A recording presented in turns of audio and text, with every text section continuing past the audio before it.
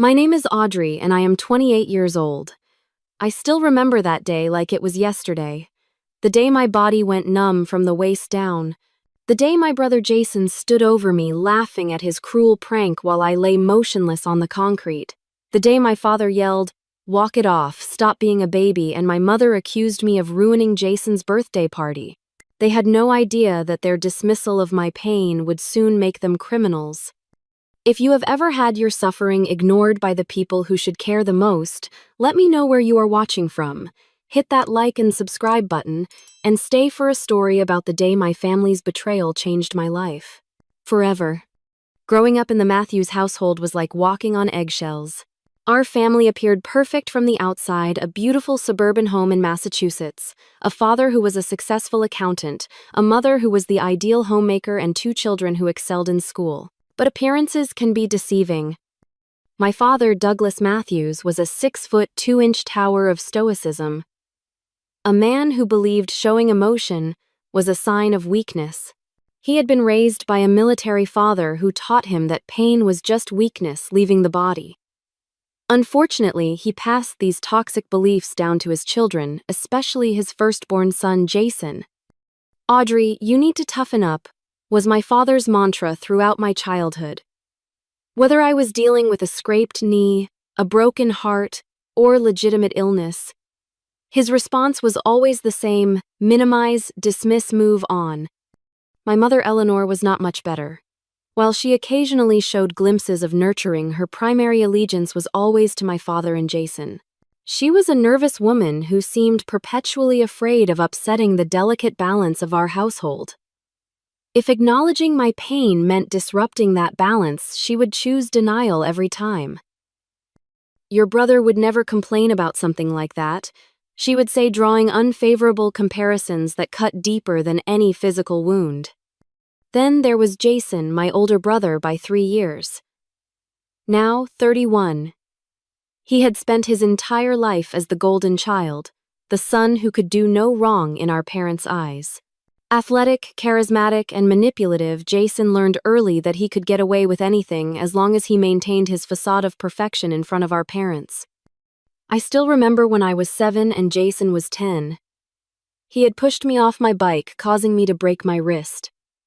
When I cried to our parents, Jason claimed I had fallen on my own because I was clumsy.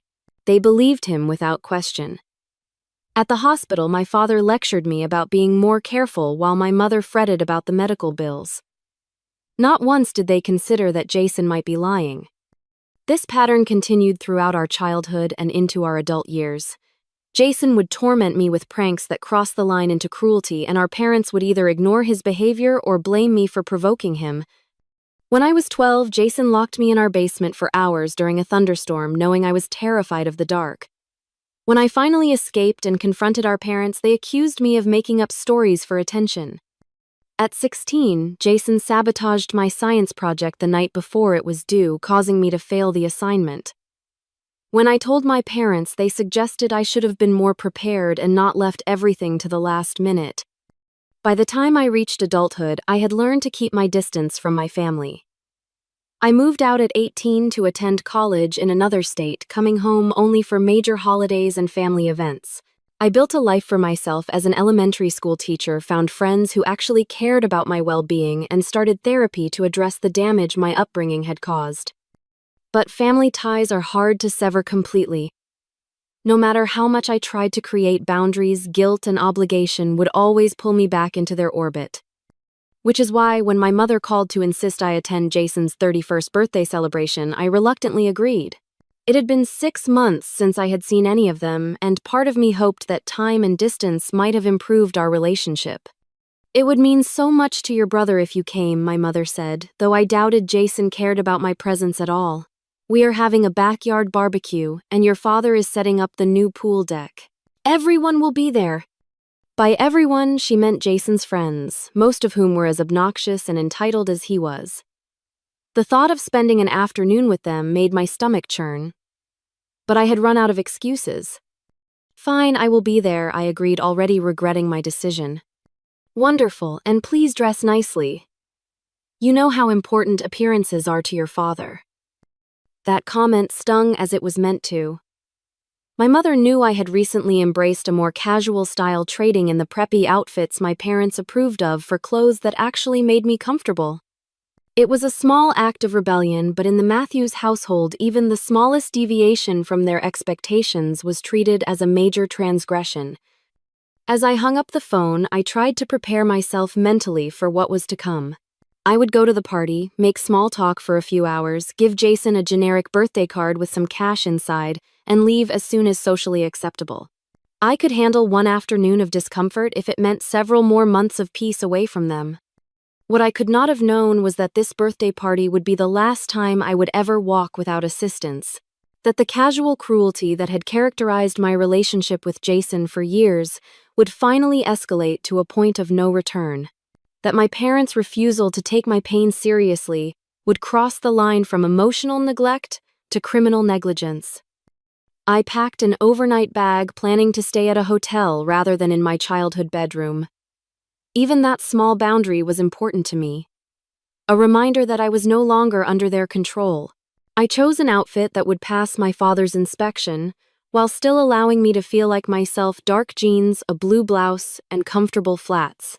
Appropriate for a casual party, but not so formal that I felt like I was playing dress-up. As I drove the 2 hours to my parents' house, I practiced the techniques my therapist had taught me for dealing with difficult family situations. Deep breathing. Visualization. Reminding myself that I was an adult now with the power to leave if things became too uncomfortable. But all the therapy in the world could not have prepared me for what awaited me at that birthday party. No amount of deep breathing could prevent the catastrophe that was about to unfold or heal the physical and emotional scars that would follow. I arrived at my parents' house at precisely 2 in the afternoon, timing my entrance to coincide with the official start of the party. This was a deliberate strategy to minimize one-on-one interaction with my family. In a crowd, it would be easier to blend in to avoid becoming the sole target of their attention. The driveway was already filled with cars, most of them expensive, SUVs and sports cars belonging to Jason's friends. I recognized a few vehicles, including the red Corvette that belonged to his best friend Tyler, who had been equally complicit in tormenting me during our childhood. My mother greeted me at the door with an air kiss and a once-over that told me my outfit had passed inspection, if just barely. "Audrey, you made it. Everyone is out back. Your brother just opened his presents." Of course, they had started the gift-giving without waiting for all the guests to arrive. It was a subtle reminder that my presence was not essential, merely tolerated. The living room was filled with expensive wrapped packages, the remnants of what appeared to be an extravagant gift-opening session. I spotted a new set of golf clubs, designer clothing, and what looked like keys to some kind of vehicle. "We got him that jet ski he has been wanting," my mother informed me proudly, gesturing to a photograph of the watercraft that sat atop one of the larger boxes. "Your father is having it delivered next week." I nodded, feeling the familiar pang of inequity. For my 30th birthday, 6 months earlier, they had sent a gift card to a department store. The disparity was nothing new, but it still hurt. I placed my own gift, a simple card with $200 inside, on the table with the others, and followed my mother through the house to the backyard.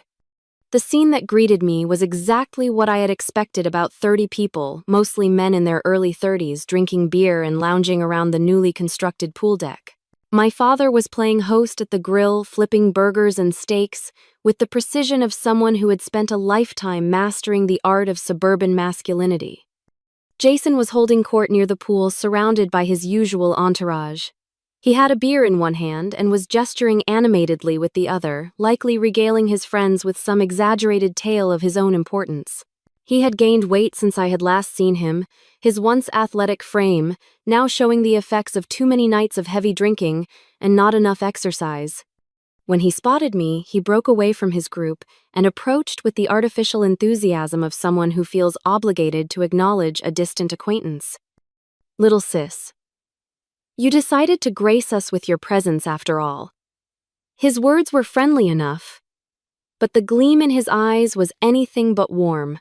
He pulled me into a hug that was too tight, too aggressive, a physical reminder of the power dynamic that had defined our relationship for decades. Happy birthday, Jason, I replied, extracting myself from his embrace as quickly as possible. The place looks great. Dad spent a fortune on that new deck, he said, gesturing to the wooden structure that surrounded the in-ground pool. Custom built.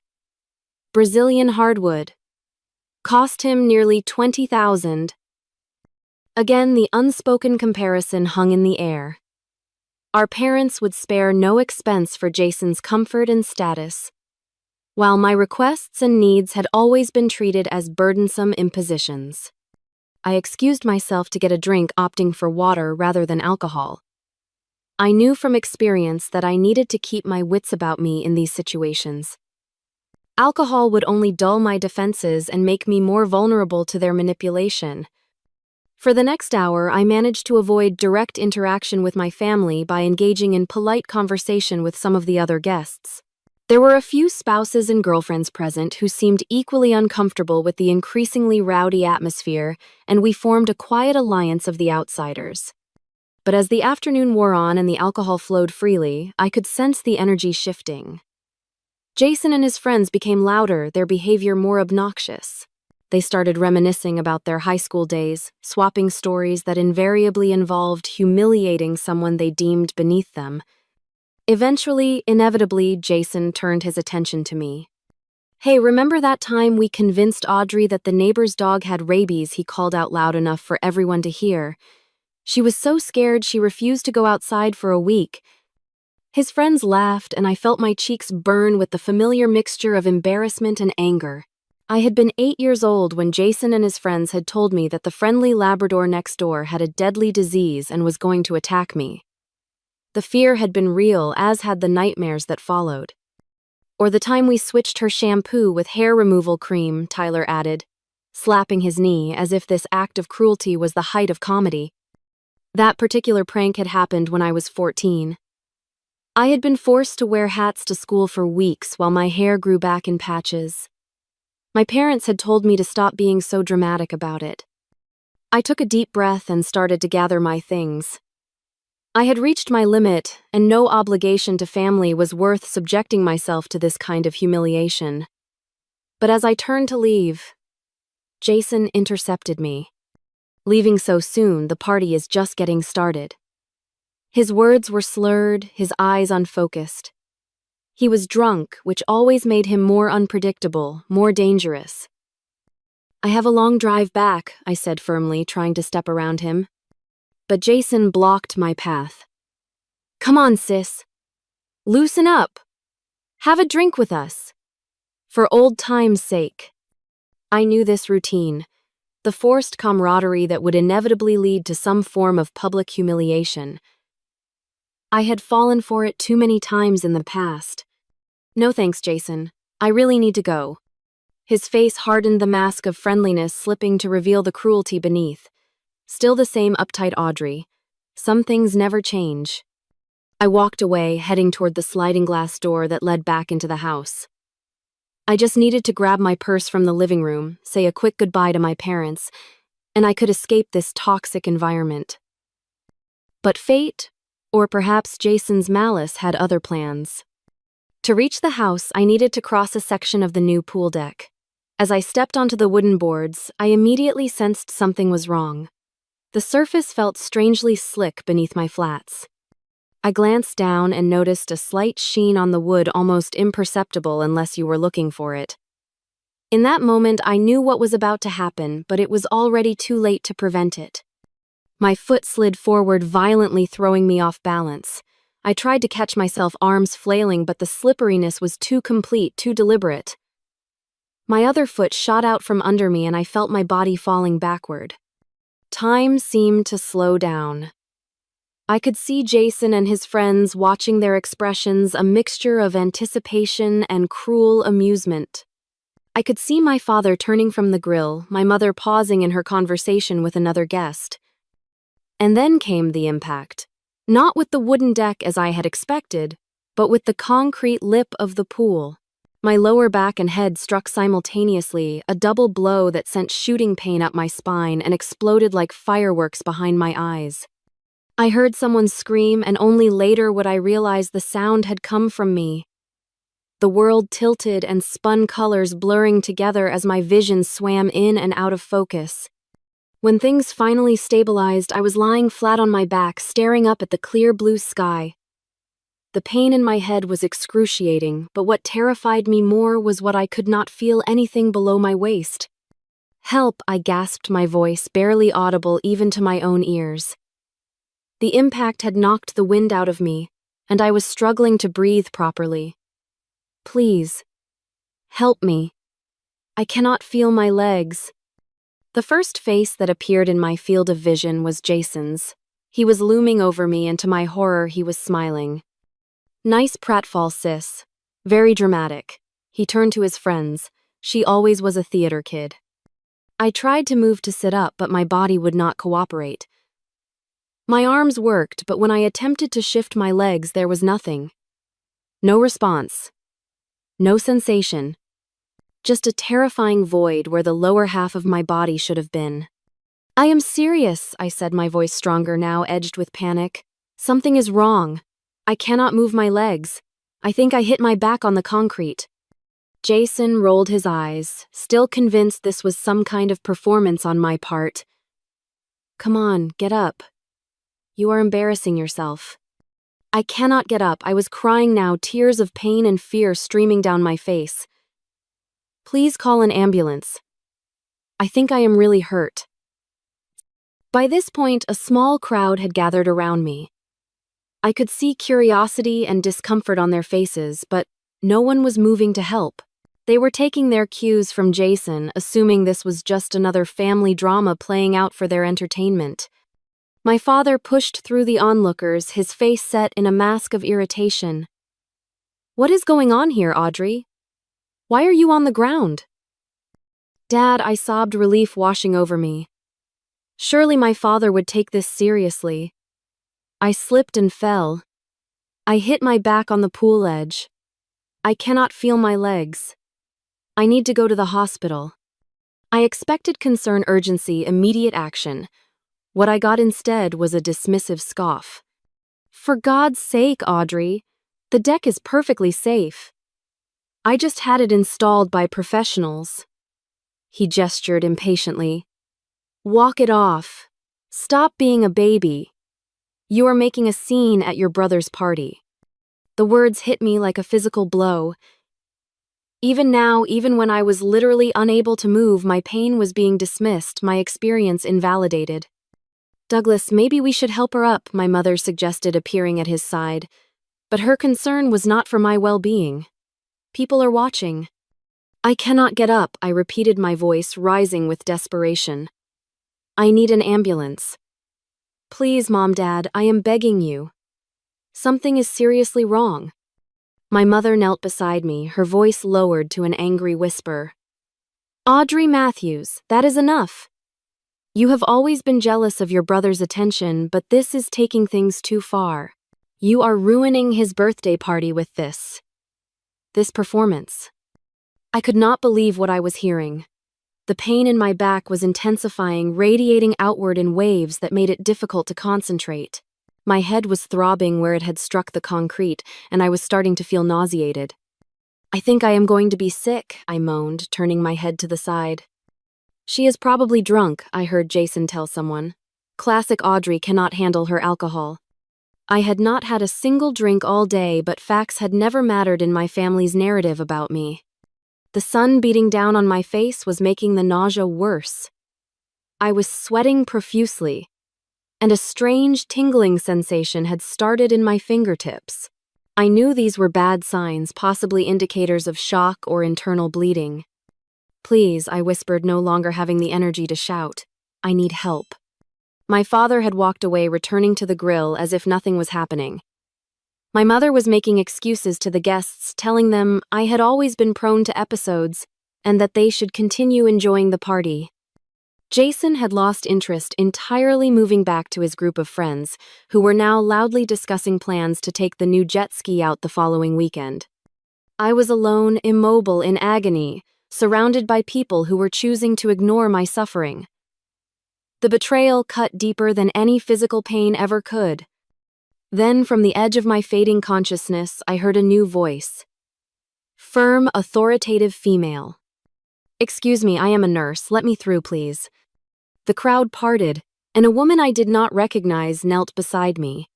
She had kind eyes and capable hands that immediately went to my wrist, checking my pulse. "Hi there, I am Rachel. I work in the ER at Massachusetts General. Can you tell me your name?" "Audrey," I managed to say through chattering teeth. I was cold now, despite the summer heat. "Okay, Audrey. I need you to stay very still. Can you tell me what happened?" I explained about the fall, the impact with the pool edge, and the immediate loss of sensation in my legs. Rachel's expression remained neutral, but I could see concern in her eyes. She leaned closer and spoke quietly. "I am going to check a few things, but I do not want you to move at all." "Okay." She gently pressed her fingers against various points on my legs, asking if I could feel the pressure. I could not. She asked me to wiggle my toes. Nothing happened. "I am calling an ambulance," she announced, pulling out her phone. "She does not need an ambulance," my mother protested, suddenly reappearing. "She just needs to get up and stop making a fuss." Rachel fixed my mother with a level stare. "Ma'am, your daughter has signs consistent with a spinal cord injury. Moving her could cause permanent damage. She needs emergency medical attention immediately." For the first time, a flicker of real concern crossed my mother's face.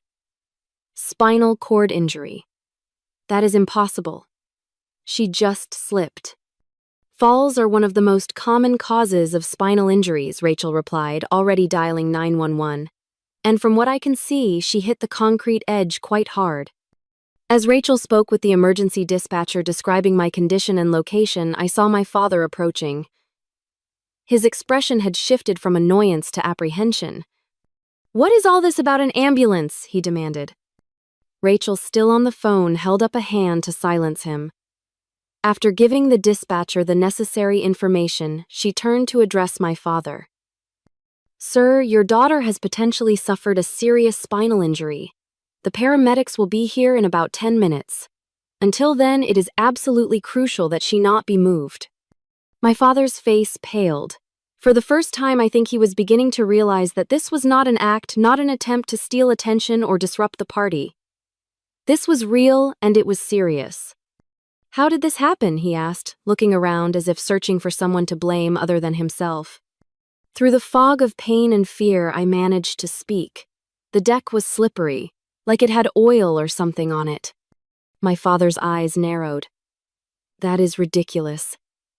I just had it sealed yesterday. It should not be slippery at all." But Rachel, ever observant, was already examining the wooden boards near where I had fallen. She touched the surface, then rubbed her fingers together. "This is not water," she said, her voice hardening. "This feels like some kind of lubricant." All eyes turned to Jason, who had wandered back over to see what the commotion was about. His face flushed from alcohol, suddenly drained of color. "It was just a joke," he muttered, not meeting anyone's gaze. "Just a little prank. I put some of Dad's deck oil on a few boards. I thought she would slip a little and maybe fall in the pool. I did not think." He trailed off, the implications of his actions finally seeming to dawn on him. The silence that followed was deafening. In that moment, as I lay immobile on the ground, I saw the truth of my family reflected in their faces. The casual cruelty that had defined our relationships, the willful blindness to the harm they caused, the reflexive protection of Jason at all costs. But this time there would be consequences they could not ignore away. In the distance, I could hear sirens approaching. The wailing sirens grew louder, cutting through the stunned silence that had fallen over the backyard. Rachel remained by my side, monitoring my condition, and keeping everyone else at a distance. "Try to stay calm," she said softly. "Help is almost here. Just focus on your breathing." I was trying, but panic kept threatening to overwhelm me. The numbness in my lower body was terrifying a void where sensation should be. Each breath sent new waves of pain through my back and head, and the nausea was intensifying. The party guests had begun to disperse, moving away from the scene of the accident, murmuring among themselves. Some were already leaving, not wanting to be involved in whatever was unfolding. Others watched from a distance, their expressions a mixture of morbid curiosity and discomfort. My mother hovered nearby, her earlier dismissiveness replaced by a nervous energy. She kept straightening her clothes, touching her hair, small gestures that betrayed her anxiety about how this would appear to others. "Do you really think this is necessary?" she asked Rachel. "Maybe we could just take her to urgent care ourselves." Rachel's response was firm. "Absolutely not. She needs proper immobilization and transport. Any improper movement could worsen a spinal injury." My father had gone to the front of the house to direct the paramedics, while Jason stood frozen several feet away, the reality of what he had done finally seeming to sink in. The paramedics arrived with remarkable efficiency, 2 women and a man in uniforms wheeling a stretcher through the gate to the backyard. Rachel immediately briefed them on my condition and the circumstances of my fall. The lead paramedic, a woman named Sarah, according to her name tag, knelt beside me. "Hello, Audrey, I am Sarah. We are going to take good care of you. Can you tell me where the pain is worst?" "My lower back," I managed to say, "and my head, but I cannot feel anything below my waist." Sarah nodded, her expression professional but kind. "We are going to put a cervical collar on you to stabilize your neck, and then we will carefully log roll you onto a backboard. It is important that you do not try to help us move you, okay? Just stay as still as possible." As they worked, Sarah asked questions about the fall, how it happened, and whether I had lost consciousness. Rachel filled in details about my vital signs and the initial assessment she had done. Then Sarah asked a question that changed everything. "Was the surface where you fell naturally slippery, or was there something on it that caused you to slip?" Before I could answer, Rachel spoke up. "There appears to be some kind of oil or lubricant on the deck boards. I believe it was placed there deliberately." Sarah paused in her work, looking up sharply. "Deliberately, can you elaborate on that?" "Her brother admitted to putting deck oil on the boards as a prank," Rachel said, her voice level but with an undercurrent of anger. "He intended for her to slip." Sarah and the other paramedics exchanged glances. Then Sarah turned to look at Jason, who was standing with his hands shoved in his pockets staring at the ground. "Sir, is that accurate? Did you intentionally create a slipping hazard that caused this injury?" Jason shifted uncomfortably. "It was just supposed to be a joke. I did not think she would get hurt like this." Sarah's expression hardened. She turned to her colleague. "Mike, can you check the deck surface and document what you find, please?" Mike nodded and moved to examine the area where I had fallen, taking photos with a small camera and collecting a sample of the substance on the deck. Meanwhile, the paramedics continued working methodically to immobilize me. They placed a rigid collar around my neck, then carefully positioned themselves to roll me as a unit onto the backboard. "On my count," Sarah instructed. 1, 2, 3. They moved me with practiced precision, but despite their care, the movement sent fresh agony through my body. I cried out, unable to suppress the sound. "I know it hurts," Sarah said sympathetically. "We will give you something for the pain as soon as we have you secured." Once I was strapped to the backboard, they transferred me to the stretcher and began attaching monitoring equipment. Sarah placed an oxygen mask over my face and inserted an IV line into my arm. "Your blood pressure is quite low," she noted, frowning at the monitor, "and your heart rate is elevated. We need to get you to the hospital right away." My mother finally seemed to grasp the severity of the situation. "Is she going to be all right?" she asked, her voice small. Sarah did not offer false reassurance. "She has signs consistent with a significant spinal injury. The sooner we get her to a trauma center, the better her chances for recovery." As they prepared to move me to the ambulance, Mike returned from inspecting the deck. He spoke quietly to Sarah, showing her something on his camera screen. Her expression grew even more serious. "Based on what I am seeing here and the circumstances described, I am going to request police assistance," she announced. "Police," my father sputtered, returning from the front yard. "Surely that is not necessary. This was just an unfortunate accident." Sarah fixed him with a level gaze. Sir, deliberately creating a hazardous condition that results in serious injury is not just an accident. Additionally, I understand there was a delay in seeking medical attention for your daughter despite her reporting loss of sensation, which is a medical emergency. My father's face flushed with anger. Now wait just a minute.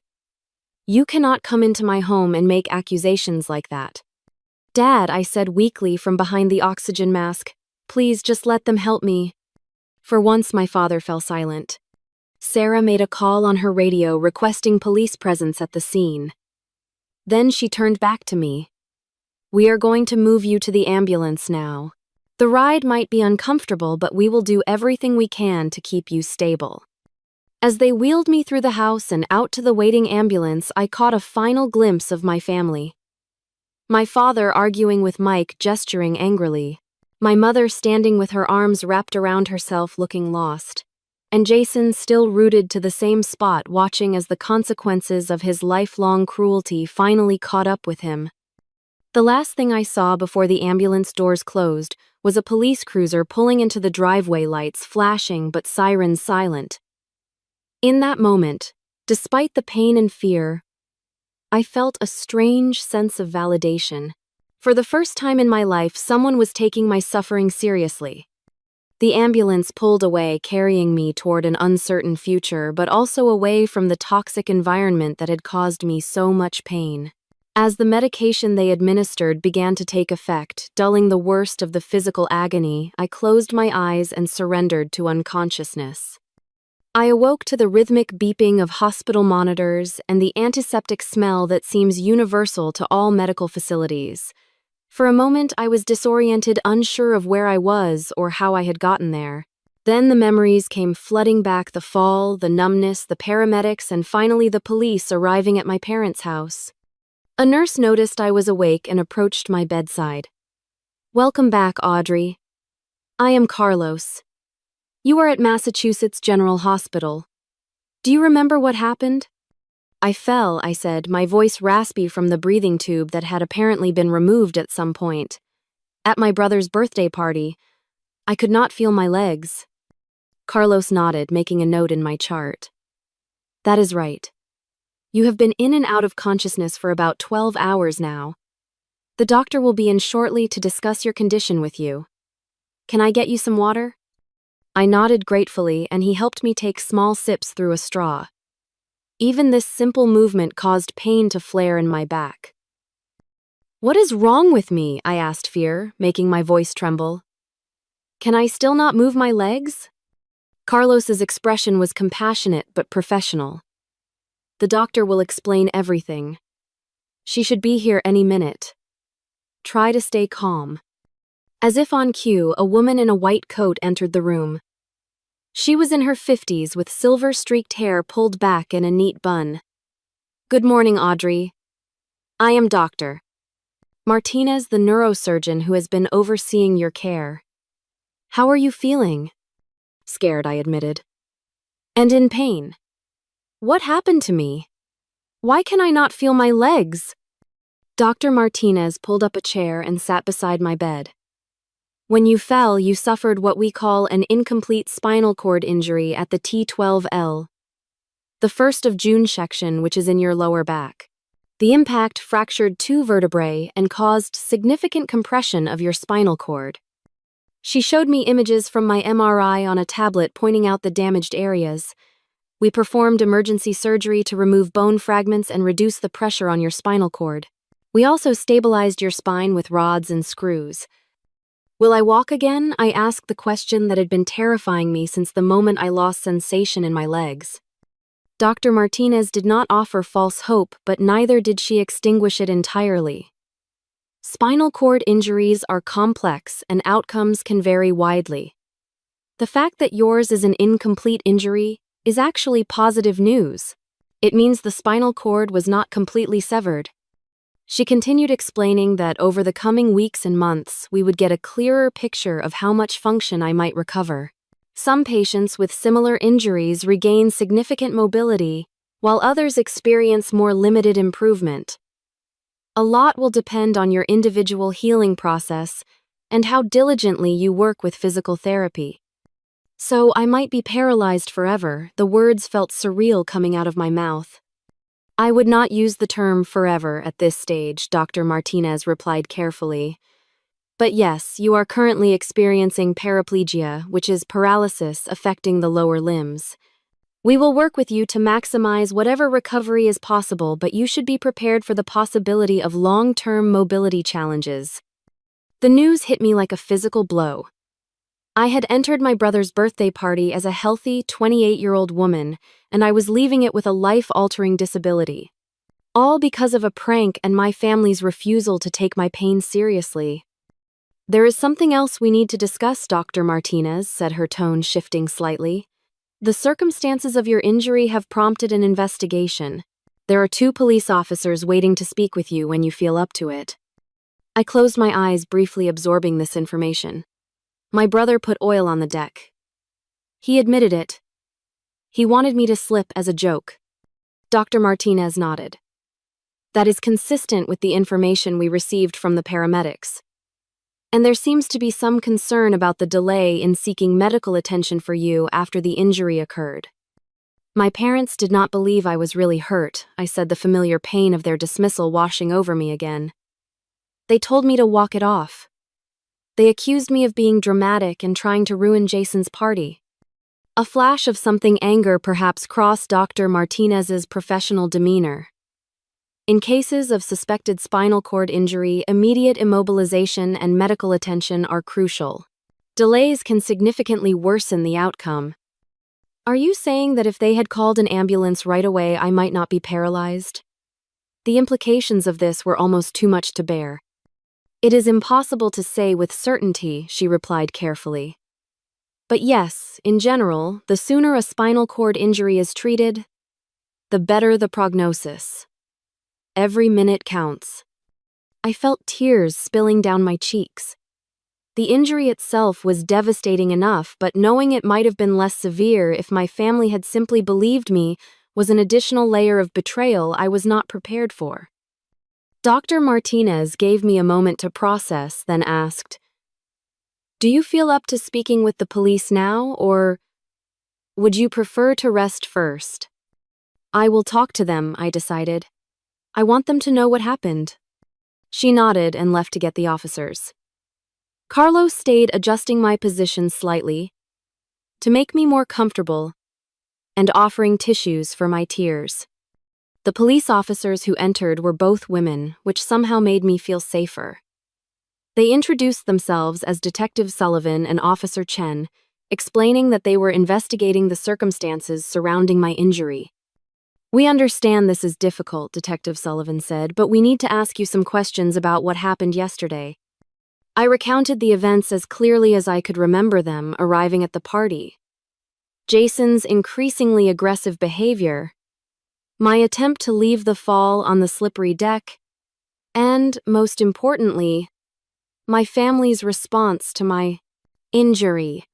"So, to be clear," Detective Sullivan clarified, "after you fell and reported that you could not feel or move your legs, no one called for medical assistance?" "Not until Rachel, the nurse who was at the party, intervened," I confirmed.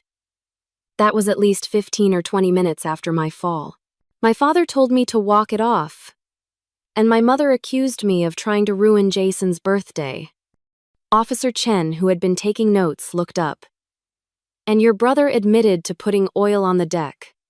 "Yes," he said, "it was supposed to be a prank. He thought I would slip and fall into the pool. He did not think I would hit the concrete edge." The officers exchanged glances. "We should inform you," Detective Sullivan said, "that we have already taken statements from several witnesses at the scene, including the nurse Rachel Cooper and the paramedics who transported you. We have also collected evidence from the deck which confirmed the presence of deck oil in the area where you fell." She paused before continuing. "Your brother Jason Matthews was taken into custody last night on charges of reckless endangerment, resulting in serious bodily harm. Your parents, Douglas and Eleanor Matthews, are currently being investigated for negligence and failure to provide necessary medical assistance." The news stunned me. As much as my family had hurt me, I had never imagined them facing criminal charges. "They could go to jail," I asked, my voice barely above a whisper. That will be up to the district attorney, and ultimately the courts, Detective Sullivan replied. But yes, these are serious charges, especially given the severity of your injuries. They asked a few more questions, then thanked me for my cooperation, and left promising to keep me updated on the investigation. After they were gone, I lay in the hospital bed trying to process everything. The physical reality of my injury was overwhelming enough, but the legal and emotional implications of what had happened were equally staggering. No one from my family had called or visited. I wondered if they were legally prevented from contacting me, or if they were simply continuing their lifelong pattern of avoiding accountability for the harm they caused. As evening fell, a hospital social worker named Marcus came to see me. He explained that he would be helping coordinate my care plan, including rehabilitation options and resources for adjusting to life with a spinal cord injury. You are looking at a significant recovery period, he told me gently. After you are stable enough to leave acute care, you will likely need to spend several weeks in an inpatient rehabilitation facility, followed by ongoing outpatient therapy. I live alone, I said, the practical implications suddenly hitting me. My apartment has stairs. I teach elementary school, which means being on my feet all day. Marcus nodded understandingly. These are all challenges we will help you navigate. There are resources available for home modifications, vocational rehabilitation, and disability benefits. It is a lot to take in right now, I know. Indeed it was. In the space of 24 hours, every aspect of my life had been upended. My body, my home, my career, my family relationships, all transformed in ways I was only beginning to comprehend. That night alone in my hospital room, I cried for everything I had lost and everything that now lay uncertain before me. But beneath the grief and fear, a small spark of determination began to glow. I had survived my family's lifelong emotional abuse. Somehow I would survive this too. And for the first time, they would face consequences for their actions. The weeks following my injury passed in a blur of medical procedures, pain management, and the first tentative steps toward rehabilitation. I remained in the hospital for 14 days, during which time the full extent of my injury became clearer. Dr. Martinez explained that while the surgery had been successful in stabilizing my spine and relieving pressure on my spinal cord, there was significant damage that would take time to heal, if it healed at all. You have what we call an Asia C classification, she told me during one of her daily visits. This means you have preserved some motor function below the level of injury, but it is not strong enough to be functional. You also have some sensory preservation, which is a positive sign. I had begun to regain some sensation in my thighs and occasional tingling in my lower legs, which the medical team considered encouraging. However, I still had no voluntary movement below my knees and minimal strength in my hip and thigh muscles. The physical aspects of recovery were challenging enough, but the legal proceedings added another layer of complexity to my situation. 10 days after my injury, I received a visit from a woman named Laura Jensen, who introduced herself as an assistant district attorney. The police investigation into your case has been completed, she informed me. Based on the evidence collected and witness statements, we have filed formal charges against your brother and parents. Jason was facing a felony charge of reckless endangerment resulting in serious bodily injury, which carried a potential sentence of up to 10 years in prison. My parents were charged with criminal negligence and failure to provide necessary medical assistance, which could result in up to 5 years of incarceration if they were convicted.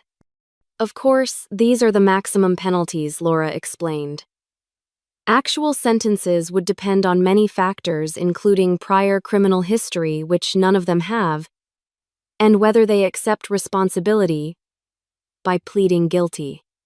She also informed me that I had the right to file a civil lawsuit against them for damages, regardless of the outcome of the criminal case.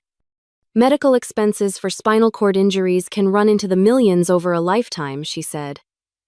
Not to mention lost wages, pain and suffering, home modifications, specialized equipment and ongoing care needs. It was overwhelming to think about. Part of me wanted nothing more to do with my family, to simply cut all ties and focus on my recovery. But the practical reality was that I was facing enormous financial challenges as a result of their actions. Laura put me in touch with a personal injury attorney named Michael Greenberg, who specialized in spinal cord injury cases. He visited me in the hospital the following day, explaining the process of filing a civil suit and what I could reasonably expect. "Your case is strong," he told me after reviewing the police reports and medical records. "The liability is clear, especially with your brother's admission that he deliberately created the hazardous condition. Your parents' homeowner's insurance will likely cover some damages, but for the full compensation you deserve, we would need to go after their personal assets as well." The thought made me uncomfortable. Despite everything, these were still my parents. But as Michael gently pointed out, my new reality would include extensive medical bills, potential lifelong care needs, and a significantly altered earning capacity. "This is not about revenge," he assured me. "It is about ensuring you have the resources you need to live as full and independent a life as possible." I agreed to let him file the lawsuit, a decision that felt both necessary and heartbreaking. Meanwhile, my physical recovery continued. After 2 weeks in acute care, I was transferred to a specialized spinal cord injury rehabilitation center. The facility was modern and well-equipped with a team of physical therapists, occupational therapists, psychologists, and rehabilitation nurses, all focused on helping patients like me adjust to life after spinal cord injury. My primary physical therapist was a man named David, who combined unwavering optimism with pragmatic realism. "Our goal is to maximize whatever return of function you experience," he explained during our first session. "But equally important is learning to be as independent as possible with the function you have right now." The days at the rehabilitation center fell into a demanding routine. Mornings began with 2 hours of physical therapy, focusing on strengthening the muscles that still functioned and learning transfer techniques to move from bed to wheelchair and back again.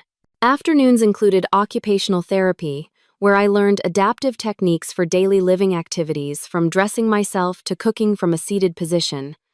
There were group sessions too, where I met other people with spinal cord injuries at various stages of recovery. Some had been injured years ago and returned periodically for tune-up therapy. Others were newly injured, like me, still adjusting to the radical shift in their lives. One of these patients was a woman named Tara, who had sustained a similar injury in a car accident 2 years earlier. She used a combination of leg braces and forearm crutches to walk short distances, though she relied on a wheelchair for daily mobility. "It gets easier," she told me one evening during the patient dinner hour. "Not the physical stuff necessarily, though, that does improve with time. I mean the emotional adjustment. Right now, everything in your life is defined by your injury. Eventually, it becomes just one aspect of who you are, not your entire identity." Her words gave me hope during the darkest moments when the future seemed impossibly bleak. There were days when I made progress managing to stand between parallel bars with the support of leg braces, or experiencing new flickers of sensation in my feet. There were also setbacks, infections that delayed therapy, moments of despair when the magnitude of what I had lost overwhelmed me. Throughout this time, I received no contact from my family. My attorney informed me that they had been instructed by their legal counsel not to communicate with me directly due to the pending criminal and civil cases. Part of me was relieved. Another part felt the absence as yet another abandonment. Friends and colleagues from the elementary school where I taught stepped in to fill the void. They organized a rotation of visitors to break the monotony of hospital life, brought home cooked meals to supplement the institutional food, and set up a fundraising campaign to help with expenses not covered by insurance. 3 months after my injury, the criminal cases against my family moved toward resolution. Jason accepted a plea deal admitting to felony reckless endangerment in exchange for a 5-year sentence with 2 years to be served in prison and 3 on probation. My parents also took plea agreements, receiving 2 years of probation and 400 hours of community service, each along with mandatory counseling. The civil case took longer to resolve. Michael, my attorney, deposed each family member, collecting their sworn testimony about the events leading to my injury. The process was grueling but necessary, forcing them to acknowledge under oath the reality of what they had done. 6 months after filing the lawsuit, we reached a settlement. My parents' homeowners insurance paid out its maximum liability of $1 million. Additionally, my parents agreed to sell their house and liquidate a significant portion of their retirement savings to create a trust fund of an additional $2 million for my ongoing care needs. It was a substantial sum enough to cover my immediate medical expenses, modifications to make my apartment accessible, and provide a financial cushion as I figured out what my professional future might look like. But no amount of money could restore what I had lost both physically and emotionally. By the 8-month mark after my injury, I had made what my medical team considered remarkable progress. I had regained some function in my leg muscles enough that with specialized braces and a walker I could take short-labored steps. It was not true walking, not the easy unconscious movement I had once taken for granted, but it was more than many with similar injuries ever achieved. I was discharged from inpatient rehabilitation, continuing with outpatient therapy 3 times a week. I moved back to my apartment, which had been modified with ramps, wider doorways, and an accessible bathroom. A part-time caregiver helped with tasks I could not yet manage independently. I also began the process of reimagining my professional life. While returning to classroom teaching did not seem feasible, the school district offered me a position as a curriculum specialist, a role I could perform largely from home with occasional visits to schools. Throughout this period of physical recovery and practical adjustment, I was also engaged in another kind of healing, working with a therapist named Claire who specialized in trauma and family dynamics. "What happened to you was not just a physical injury," Claire pointed out during one of our sessions. "It was the culmination of a lifetime of emotional abuse and neglect. The paralysis in your legs is visible, but there are other invisible wounds that need healing too." With her guidance, I began to process not just the trauma of the injury itself, but the deeper patterns of family dysfunction that had made it possible. The constant invalidation of my experiences. The golden child and scapegoat dynamic between Jason and me. The way my parents had consistently prioritized appearances over my well-being. "Your family failed you in the most fundamental way," Claire said. "They had one job to protect you and care for you. Instead, they caused you harm, and then refused to acknowledge it." Acknowledging this truth was painful, but ultimately liberating. It allowed me to see that my injury, devastating as it was, had also freed me from the toxic family system that had caused me so much suffering throughout my life. "Do you think you will ever reconcile with them?" Claire asked during one session. I considered the question carefully. I do not know. Part of me thinks there is no coming back from this. Another part wonders if these legal consequences might finally force them to confront the reality of their behavior. "Either way," she said, "your healing does not depend on their acknowledgement or changes. It is something you do for yourself." And slowly, painstakingly, that is what I began to do. Heal. Not just my body, but my sense of self. My understanding of what family should be and what relationships I deserved in my life. As I approached the 1-year anniversary of my injury, I received an unexpected letter. It was from Jason, writing from prison. The envelope sat unopened on my kitchen table for 3 days before I found the courage to read it. Inside was a lengthy handwritten apology, the first genuine one I had ever received from my brother. He wrote about the therapy he was undergoing in prison, how he was finally confronting the person he had been and the harm he had caused. He made no excuses for his behavior and asked for nothing in return, not even forgiveness. "I understand if you never want to hear from me again," he wrote in conclusion. "I would not blame you. But I wanted you to know that I am truly sorry for the pain I have caused you, not just on that day but throughout our lives. You deserved so much better." The letter left me with complicated feelings. It seemed sincere, but I was not ready to let Jason back into my life if I ever would be. Still, there was a certain closure in having my experiences finally acknowledged by someone who had been there. My parents never reached out directly, though I heard through mutual acquaintances that they had moved to Florida, starting over in a smaller house with whatever assets they had managed to retain after the settlement.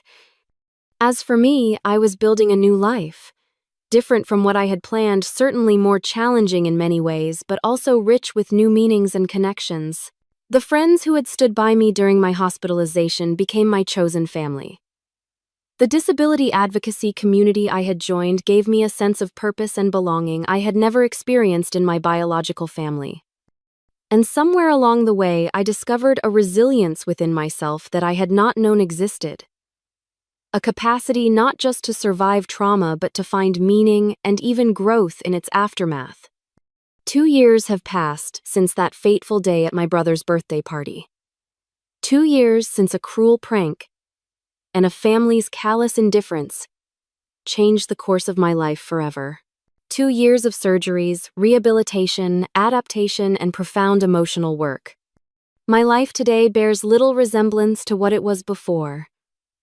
I live in a different apartment now, a ground-floor unit in a building with full accessibility features. I drive a car with hand controls. I work remotely most days, though. I visit schools several times a month to train teachers on the curriculum I have helped develop. Physically, I have made what my doctors consider remarkable progress. With leg braces and forearm crutches, I can walk short distances, though I still use a wheelchair for most of my daily mobility. I have regained sensation in about 60% of my lower body, though it remains altered, sometimes manifesting as pins and needles or hypersensitivity rather than normal feeling. There are good days and bad days. Days when I move with relative ease and almost forget the limitations of my body. And days when pain spasms or complications like urinary tract infections remind me forcefully of all that has changed. But the most significant healing has not been physical. It has been the internal journey from victim to survivor, from someone defined by what was done to her, to someone who actively shapes her own story. 6 months ago, I became involved with a local advocacy group for spinal cord injury survivors, serving as a peer mentor for newly injured patients. Twice a week, I visit the same rehabilitation center where I once spent months relearning basic life skills.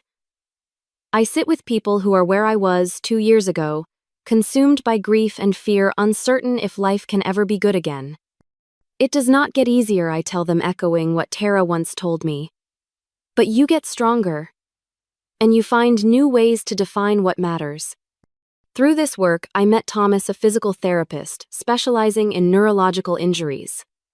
Our professional relationship gradually evolved into friendship and more recently into a tentative romance.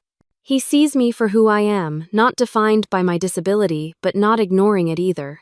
With him, I am learning what healthy love feels like, built on a foundation of mutual respect and genuine care. As for my family, that chapter remains complicated.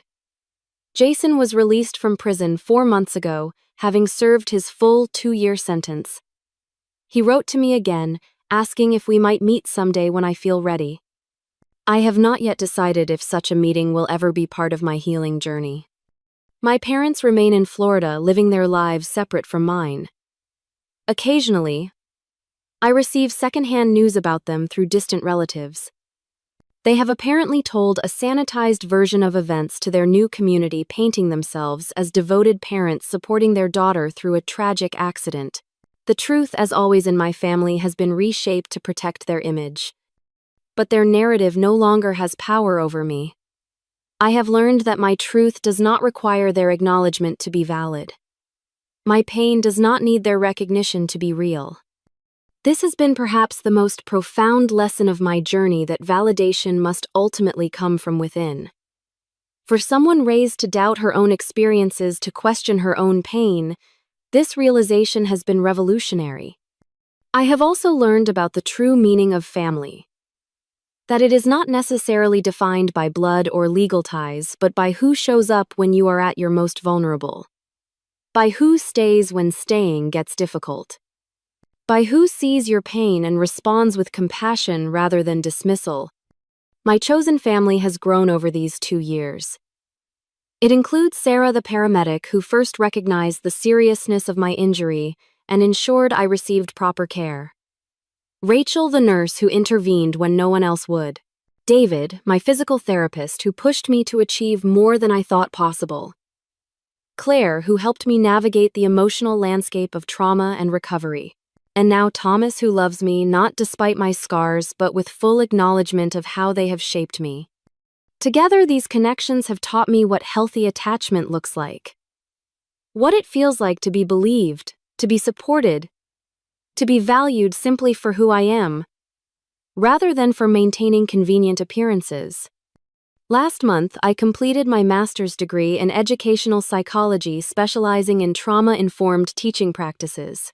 Next fall, I will begin a new position as a consultant for the school district training educators to recognize and support children experiencing various forms of trauma, including family dysfunction.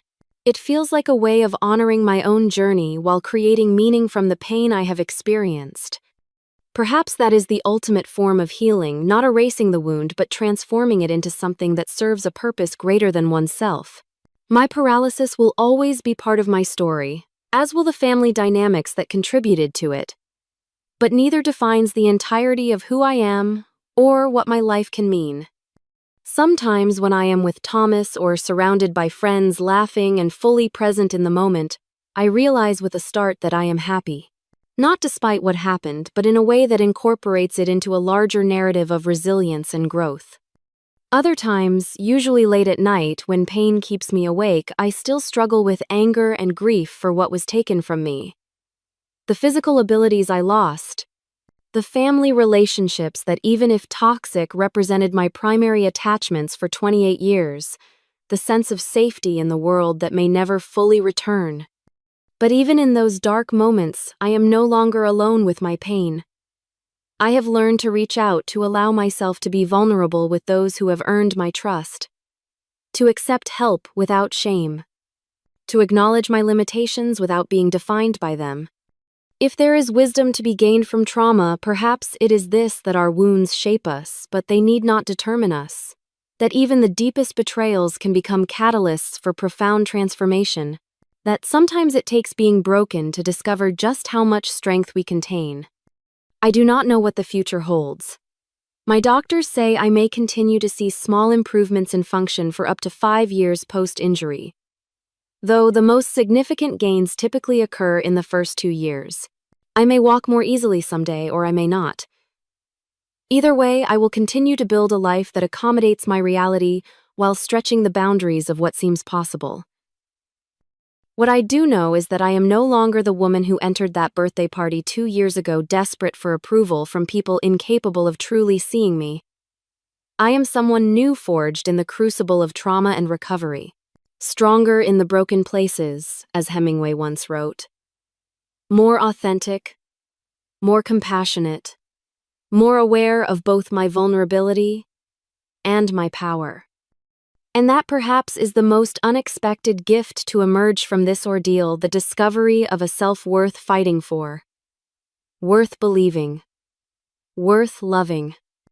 If you are watching this and find yourself in a situation where your pain is dismissed, where your reality is denied by those who should protect you, please know that you deserve better. Your experiences are valid.